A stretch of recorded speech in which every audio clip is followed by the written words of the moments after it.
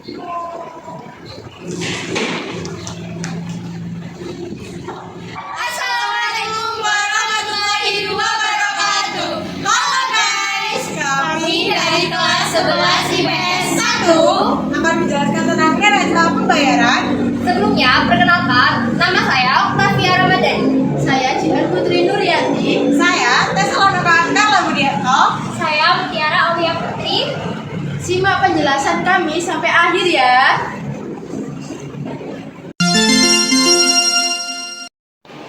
Neraca pembayaran atau balance payment merupakan suatu catatan sistematis mengenai transaksi ekonomi penduduk antar suatu negara dengan negara lainnya.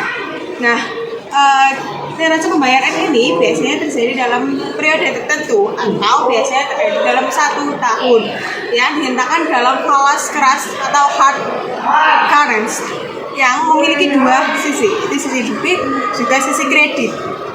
Merupakan sisi yang mencatat transaksi yang dapat menimbulkan kewajiban suatu negara untuk membayar kepada negara lainnya. Sisi debit biasanya diberi tanda min yang berarti negara mengeluarkan uang. Nah, sisi kredit merupakan sisi yang mencatat transaksi yang dapat menaikkan hak suatu negara untuk menerima uang dari negara lainnya. Nah, sisi kredit biasanya diberi tanda plus yang berarti negara menerima uang. Kita masuk dalam tujuan dan fungsi dari neraca pembayaran. Yang pertama, sebagai bahan bagi pemerintah untuk mengambil keputusan di bidang perdagangan internasional. Yang kedua, sebagai alat pencatatan anggaran-anggaran yang dikeluarkan dalam transaksi internasional. Yang ketiga, sebagai alat pendataan transaksi ekonomi dalam melakukan ekspor dan impor. Nah, teman-teman sekalian, neraca pembayaran memiliki beberapa manfaat. Yang pertama, yaitu memberikan informasi tentang posisi negara yang bersangkutan dalam perdagangan. Nah, yang kedua, membantu pemerintah dalam mengambil kebijakan baik moneter, fiskal, kemudian perdagangan maupun pembayaran internasional.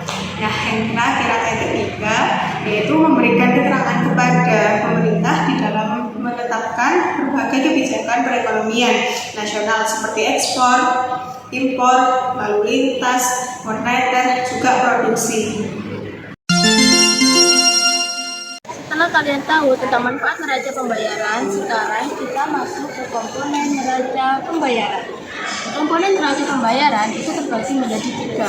Yang pertama, ada neraca transaksi berjalan, ada transaksi modal, dan ada neraca transaksi lalu lintas moneter. Pertama yang akan kita bahas yaitu neraca transaksi berjalan. Neraca transaksi berjalan bisa disebut dengan current account.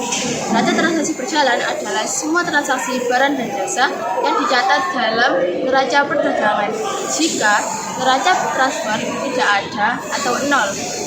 Neraca transaksi berjalan sendiri itu terbagi lagi menjadi 2 komponen.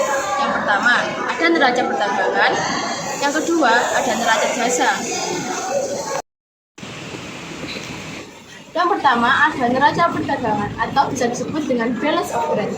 Neraca perdagangan adalah daftar yang berisi perbandingan besarnya nilai ekspor dan nilai impor dalam suatu negara dalam kurun waktu tertentu, biasanya dalam waktu 1 tahun. Hal-hal yang dicatat dalam neraca perdagangan itu ada barang-barang migas dan ada barang-barang non-migas. Selain itu, dalam neraca perdagangan juga terbagi menjadi 2, yaitu neraca perdagangan aktif dan neraca perdagangan pasif. Neraca perdagangan aktif yaitu nilai ekspornya itu lebih besar dibandingkan nilai impornya, sehingga disebut dengan surplus. Sedangkan neraca perdagangan pasif, nilai ekspornya lebih kecil dibandingkan nilai impornya, sedangkan bisa disebut dengan defisit.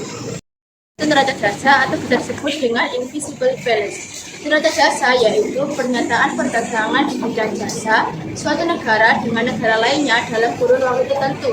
Selain itu, neraca jasa tidak memasukkan perdagangan barang dan hanya berkonsentrasi dengan penerimaan devisa atau valuta asing, serta penerimaan hal-hal berikut seperti perbankan, asuransi, dan pariwisata. Nah, selanjutnya, neraca modal atau capital account. Neraca modal mencatat semua transaksi pembayaran atau penerimaan yang berhubungan dengan peminjaman dan penanaman modal antara dua negara atau lebih, baik untuk investasi jangka pendek maupun investasi jangka panjang. Investasi jangka pendek seperti membeli obligasi untuk mendapatkan keuntungan, sedangkan investasi jangka panjang contohnya membeli saham. Selain itu, neraca modal juga mencatat jual beli efek, penanaman modal asing, bantuan dari luar negeri, dan pembayaran hutang luar negeri. Nah, yang terakhir, neraca lalu lintas moneter. Neraca lalu lintas moneter adalah neraca yang mencatat mutasi atau perpindahan posisi keuangan yang berhubungan dengan IMF, serta memperlihatkan perkembangan cadangan devisa suatu negara.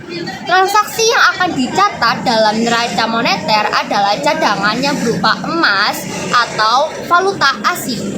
Sekian penjelasan dari kami. Terima kasih sudah menyaksikan kami. Semoga bermanfaat. Wassalamualaikum warahmatullahi wabarakatuh.